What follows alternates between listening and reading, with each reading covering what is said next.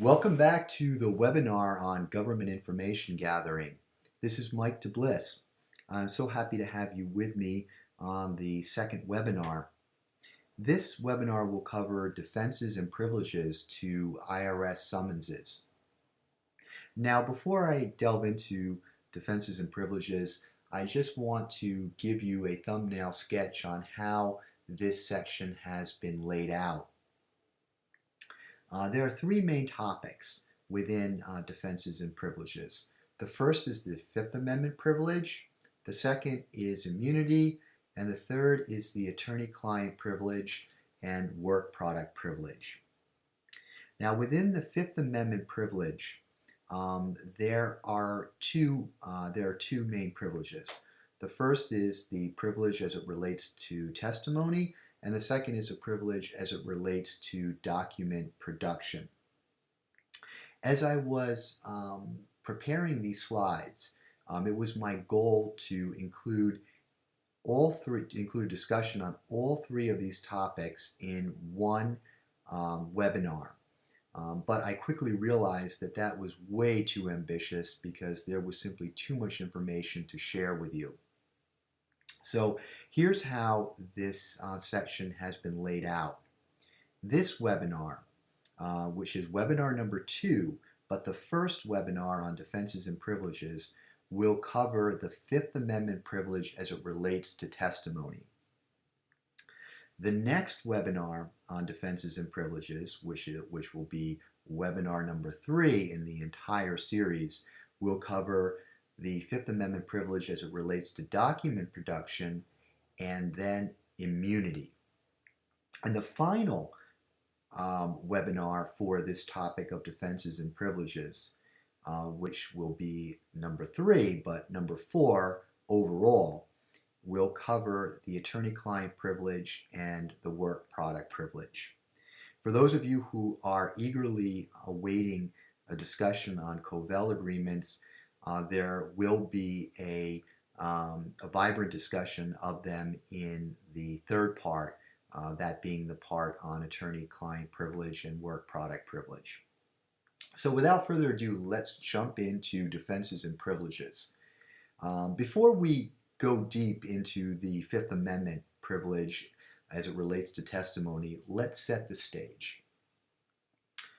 As you can see here in the first slide, there is this tension between the government and the taxpayer when it comes to information gathering.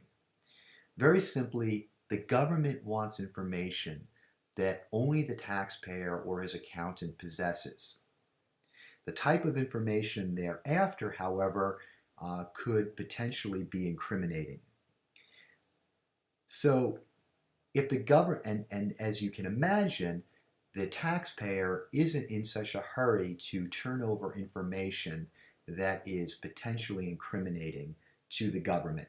Because what is the government going to do when it gets that information? Well, very simply, it's going to use it to build a case against the taxpayer, particularly a criminal case against the taxpayer. But if the government can't get the requested documents, it can't make its case. And therein lies the tension.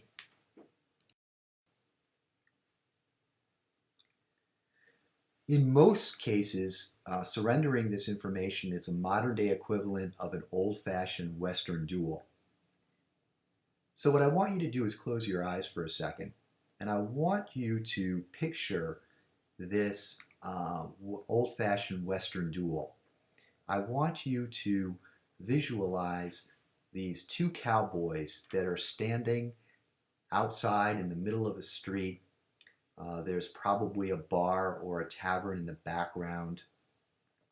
You've got one cowboy standing on the left and then another cowboy standing on the right, about 25 or 30 feet away.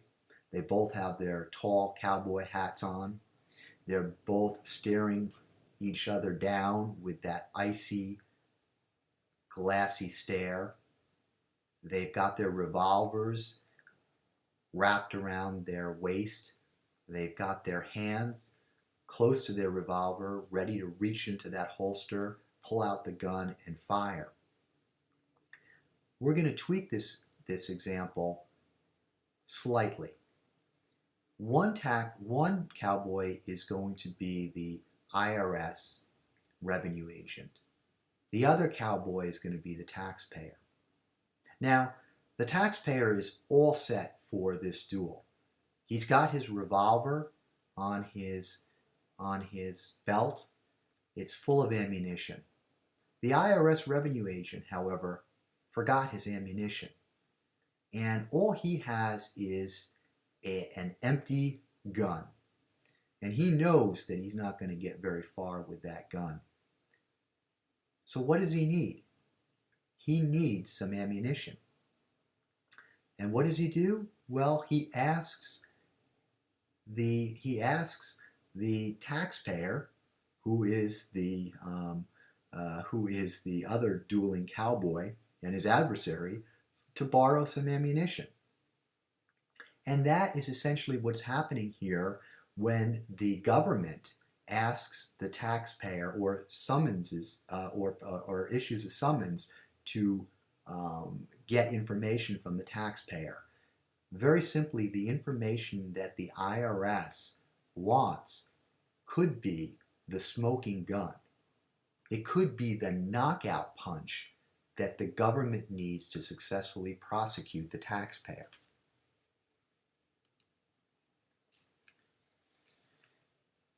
So what type of information could potentially incriminate the taxpayer?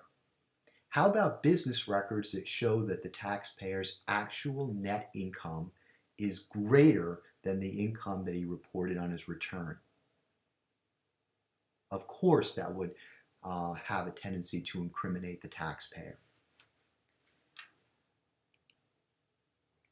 Now, some of the issues that come up when it comes to defenses and privileges are timeliness.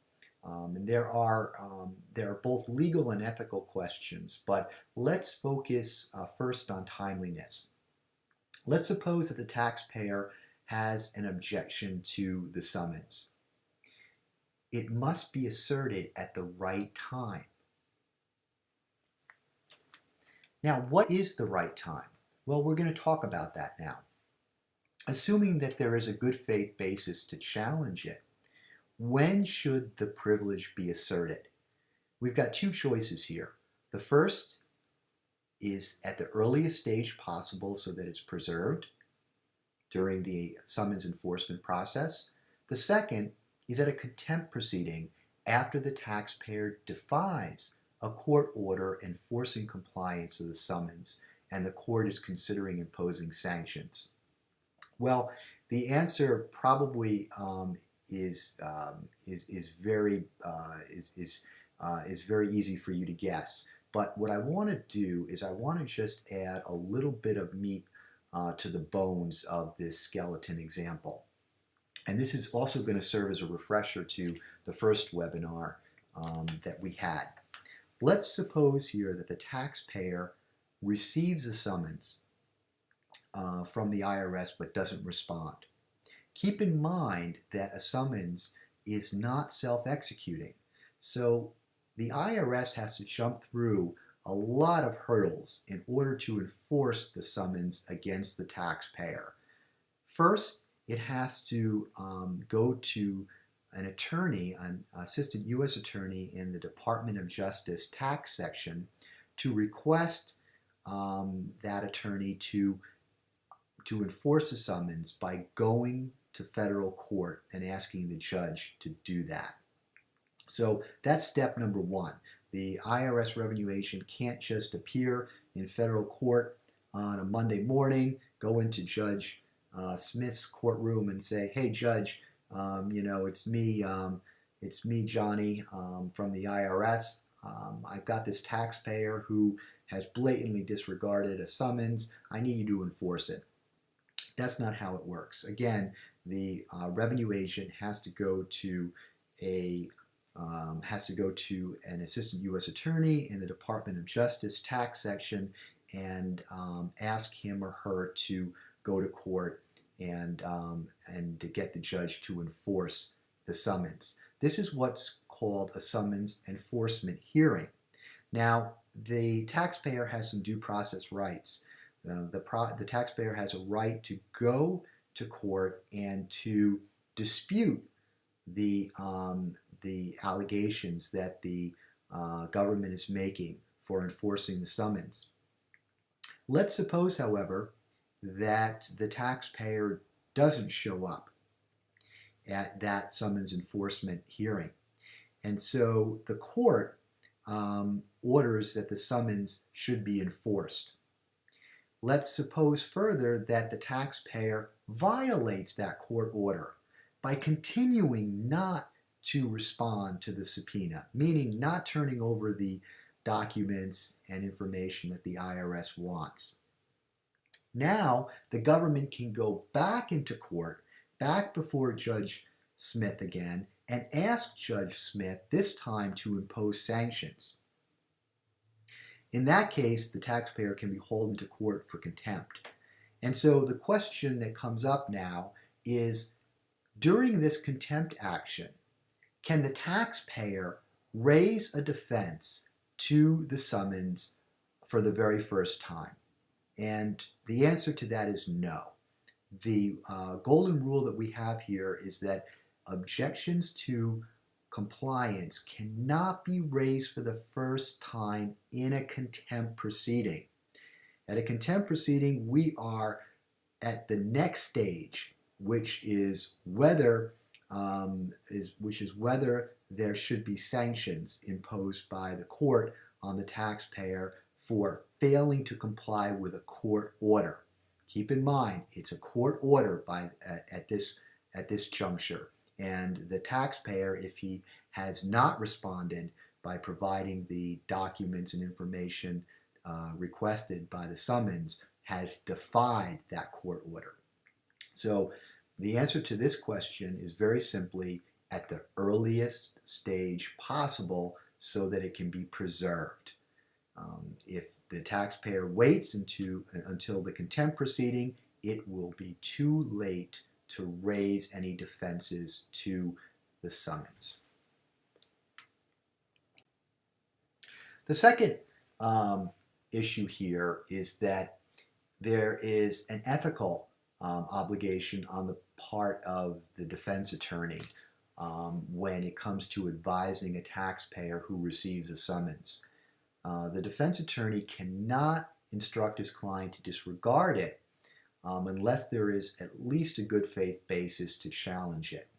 And we discussed in the first webinar the defenses that exist. If no basis exists to challenge the summons, the defense counsel cannot tell his client to ignore it. So here we see a list of privileges. This is what I went over in the beginning of the webinar. We are now focusing on the Fifth Amendment privilege against self-incrimination, and the other privileges, immunity and attorney-client privilege and work product privilege, those will be discussed in later webinars. Just a quick review here. Tax cases are document-intensive cases. As we've previously discussed, if the government cannot get the requested documents, it often cannot make a case. It's for this reason that the most important issue in a document production case is whether the taxpayer has a Fifth Amendment privilege with respect to the documents that he possesses. Now, there are two main types of Fifth Amendment privileges. And the first one that we're going to cover is going to be the Fifth Amendment privilege as it relates to testimony. So I want to make this distinction very clear because it's oftentimes easy to blur the lines. Let's start with the general definition, or what's been included as the definition of the Fifth Amendment. And that is that no person shall be compelled in a criminal case to be a witness against himself. That's oftentimes what comes, the very first thing that comes to mind when we think of the Fifth Amendment. We think about a defendant in a criminal trial, and we think about his right to remain silent during that trial. In other words, he doesn't have to take the stand and he doesn't have to testify. If he doesn't take the stand and he doesn't testify, he A, cannot tell his story, but B, will not be subjected to a potentially grueling cross-examination by the government prosecutor. So it's normally in this context that we're familiar with the Fifth Amendment. And I should also add that at the end of a trial, the judge oftentimes instructs the jury that they are not to take the silence or not to infer from the defendant's silence that he or she is guilty of the charged crime. Now, live testimony is not all that the Fifth Amendment protects. If you just think a little bit, if you think about it, the Fifth Amendment protects coerced confessions. And we know that from all of the crime television shows that we've seen, from Law and Order to CSI. We are familiar with the Miranda warnings, and we're familiar with all of the movies and television shows that have brought that to life on television. There's also the compelled production of business records that not many people are aware of, is protected by the Fifth Amendment. And that is in certain situations, and we'll get into that in a later webinar. So let's get right into the Fifth Amendment privilege as it relates to testimony, or specifically in the cases of an interrogation. A person in custody must, prior to interrogation, be informed of his Miranda warnings. We can probably recite these in our sleep. First, that he has the right to remain silent. Second, that anything he says can be used against him in court. Third, that he has the right to an attorney. And fourth, that if he cannot afford an attorney, one will be provided for him. Who bears the burden of establishing that the privilege applies? Is it the taxpayer or is it the court? Well, if you answered A, you were correct. It's the taxpayer that has to make at least a prima facie showing that responding to the information request would criminally implicate him, either in this crime or in another crime. What the taxpayer can't argue and what won't pass muster is, quote, if I give the government this information, I'm going to have huge civil liability. Again, the consequences have to be criminal and not civil. For those of you who are interested, federal courts attempt to balance two competing interests. The first being the desire to protect the individual citizen from excessive governmental intrusion, and the second being the government's need to properly enforce the laws by using evidence that is independently obtained through skillful investigation.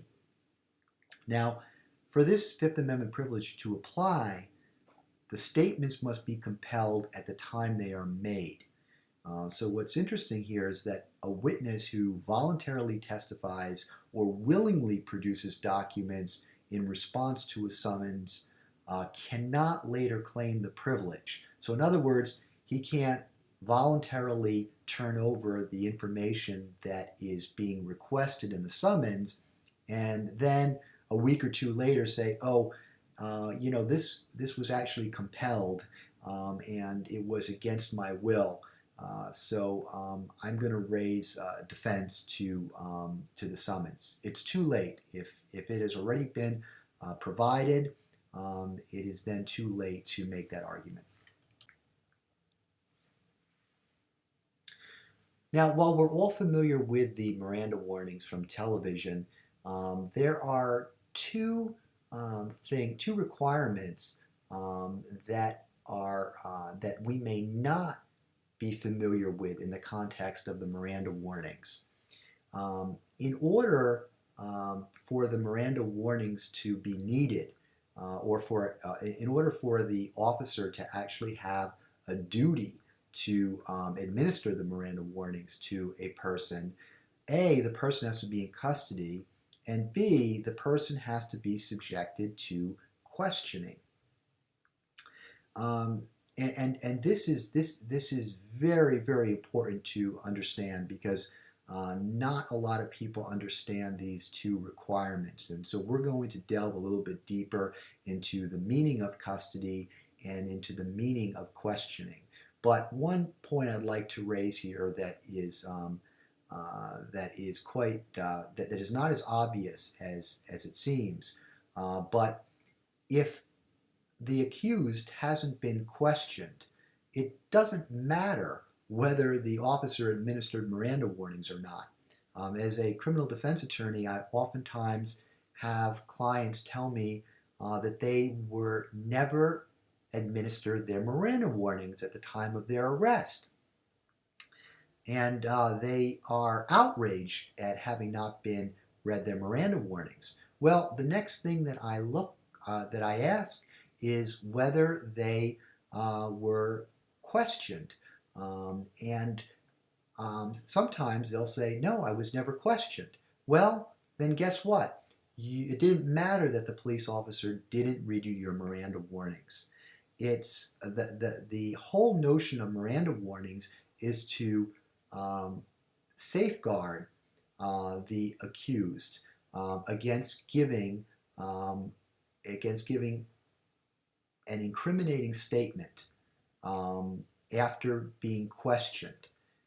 And so if the accused has not been questioned, then it doesn't matter that the Miranda warnings weren't issued. And we're going to get into what's meant by questioning in a little while. So these are legal terms of art. And what are the consequences for failing to administer Miranda warnings? Well, let's suppose that we have these requirements, that they've been satisfied, that a person was in custody and he was subjected to questioning, but the officer never administered the Miranda warnings. And let's also add the following fact, that the accused gave a statement that was downright incriminating, meaning I did it. Well, under those circumstances, that incriminating statement would not be admissible at trial. In other words, a jury would never know that the defendant uttered a word to the special agent or the detective, much less that it was incriminating. Why? Because the detectives didn't read the accused his Miranda warnings.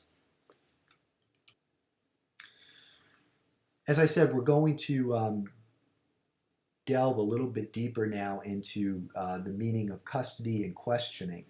So what does custody mean? I'm sure that when we think of custody, we might automatically think that a person has to be in handcuffs in order to be in custody, or that a person has to be in a police station. Well, that's not necessarily true. The standard is a reasonable person standard. And it asks this question: would a reasonable person in the defendant's position feel as though he were free to leave? Now, what's reasonable depends on all of the circumstances. As we discussed, a person doesn't have to be in handcuffs in order to be in custody. A person doesn't have to be at a police station in order to be in custody. The example that really drives home this whole concept of custody is one where the accused is in his own home, and detectives have arrived, awakened him up in the middle of the night out of a sound sleep. There is a visible presence of officers. There's 4 officers surrounding his bed, and they begin questioning him immediately. Well, the question, that was the exact issue that came up in a Supreme Court case, the case of Orozco versus Texas. In that case, the court was called upon to determine whether a person in those circumstances was in custody. And the court held that he sure in hell was. he was in custody because a reasonable person in the defendant's position would not have felt free to leave. So what that case stands for is a proposition that a person in his own house can be in custody. How about questioning? Let's delve a little bit deeper into what is meant by questioning. There's two types: express questioning or the functional equivalent of express questioning.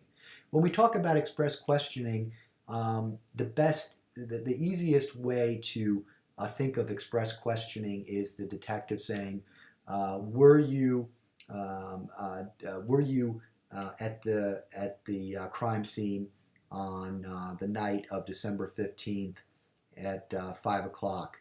Did you shoot the victim?" That is the clearest example of express questioning.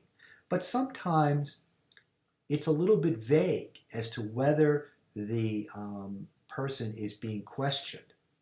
And what do I mean by that? Well, I mean that the detective may not necessarily be asking direct questions, but they might, by their words,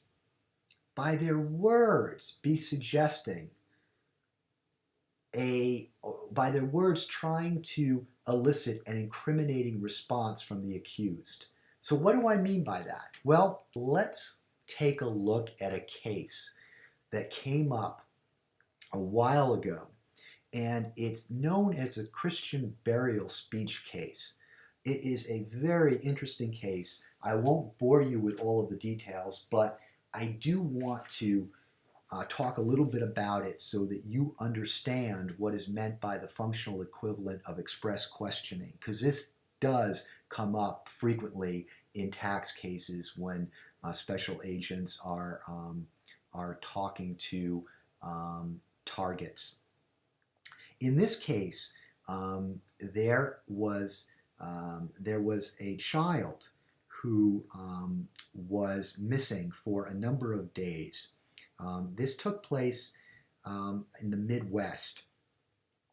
The detectives didn't have any leads for some time, but then they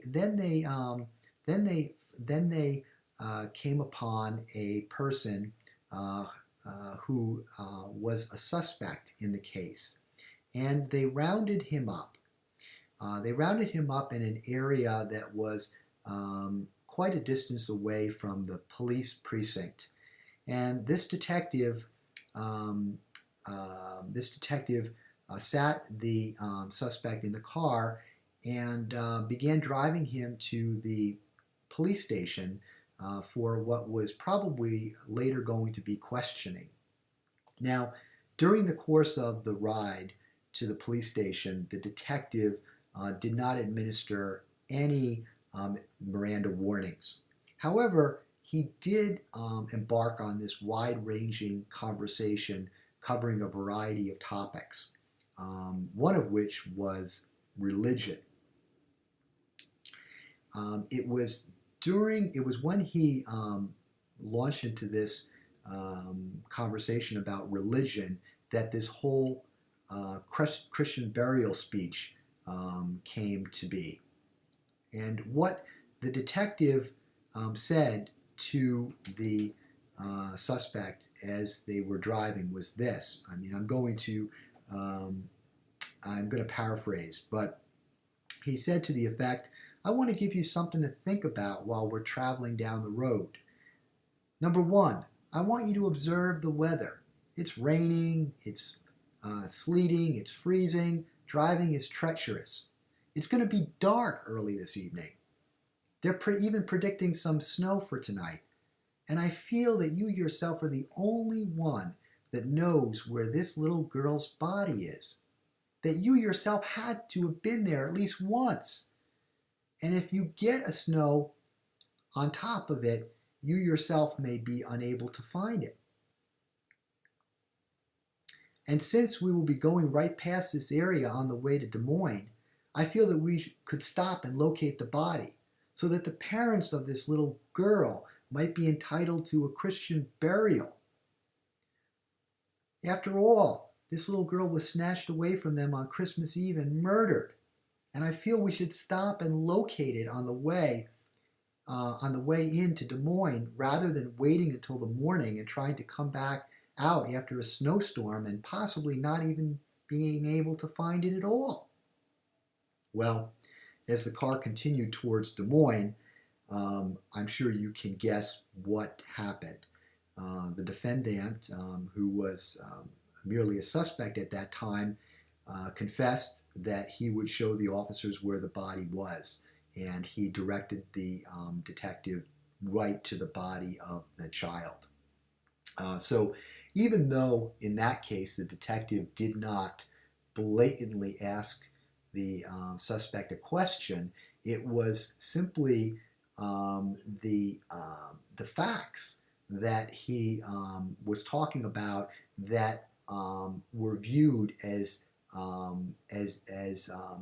eliciting an incriminating response from the suspect, and so that was viewed as questioning. And because the accused hadn't been issued his Miranda warnings before he confessed, his statement was thrown out, meaning it was never heard by a jury in the case. So, how do criminal investigations usually begin in the tax world? Well, as unusual as it may sound, these criminal investigations usually begin by a pair of special agents appearing on the taxpayer's doorstep or at his place of business. And the conversation usually goes something like this. We're special agents from the IRS. We'd like to talk to you. So in a circumstance like this, is the taxpayer in custody? No. This is a non-custodial situation because the taxpayer has not been arrested and is free to terminate the encounter and send the special agents home packing. So the full Miranda warnings aren't required in this situation.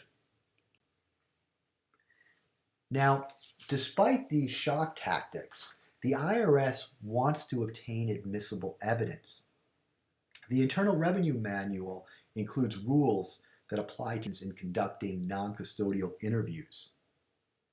And there are a few here that I list. The first is that special agents must identify themselves and display their badges. The second is that when an individual is a target of an investigation, the special agent must advise him of his constitutional rights during non-custodial interviews. The third is that the special agent must not use any type of nefarious means to obtain evidence or information. And the fourth is that the special agent must always inform the subject of his constitutional rights at the beginning of a formal question and answer interview. So that begs the question, what happens if the agent fails to follow the rules set out in the Internal Revenue Manual? And we have two choices. A, absolutely nothing, or B, evidence is suppressed. Now, the answer to this might be counterintuitive to what you initially guessed, and we're going to explain why. But this is known as the Caceres Doctrine after a special case, and what it says is that a special agent's violation of the internal rules of an agency, such as the IRS, doesn't result in suppression of evidence unless the violation rises to the level of constitutional magnitude. And I'll repeat that again. A special agent's violation of the Internal Revenue Manual rules does not result in suppression of evidence unless the violation rises to the level of constitutional magnitude. I know it is a mouthful. So why? Why is that? Well, the reasoning of the court is this. First, the court says that the Internal Revenue Manual is a manual that's issued to government employees for the purpose of guiding them. They don't establish rights in the taxpayers. In other words, taxpayers are not intended third-party beneficiaries of these documents or rules. Second, the court was concerned about policy considerations. And the rhetorical question that they asked was, what would happen if government agents were scrupulously held to these policies? Well, think about it. In some cases, violations of the policies would result in the guilty walking. And how would the government react to that? Well, of course, the government doesn't want the guilty to go free. So the theory is that the agencies would stop issuing rules just based on the possibility that a guilty person would go free. That would cause the agencies to stop issuing the rules. And the reason for that is that if no rules are issued, no rules can be broken. Therefore, someone wouldn't be able to get off scot-free under an excuse or through a loophole. And the court, again, on that whole idea of policy making, said that it was more desirable that agencies, including the IRS, issue detailed rules which may occasionally be violated, rather than the court create a disincentive that would shill the issuance of the rules. So again, all of that goes to the court saying that the policies in the Internal Revenue Manual have no teeth, essentially, and that they can be violated, and violated with impunity, for that matter, without there being any repercussions, unless they rise to the level of some type of constitutional violation. This is a preview of what's to come in the second webinar. This deals with the privilege and document production. During the government's information gathering stage, there are Fifth Amendment concerns that come up when the taxpayer is asked to produce records or other documents. We're going to delve into that in the next webinar. We will also cover in the next webinar immunity. And we'll round out the discussion of defenses and privileges with a discussion on the attorney-client privilege and the work product privilege. And I promise there will be a robust discussion on Covell agreements, since that affects a lot of viewers of this webinar. If you have any questions at any time, please feel free to contact me directly. This is my contact information, my telephone number, and my email. Feel free to drop me a line. It was a pleasure having you here in the second webinar, and stay tuned for our third webinar in this series.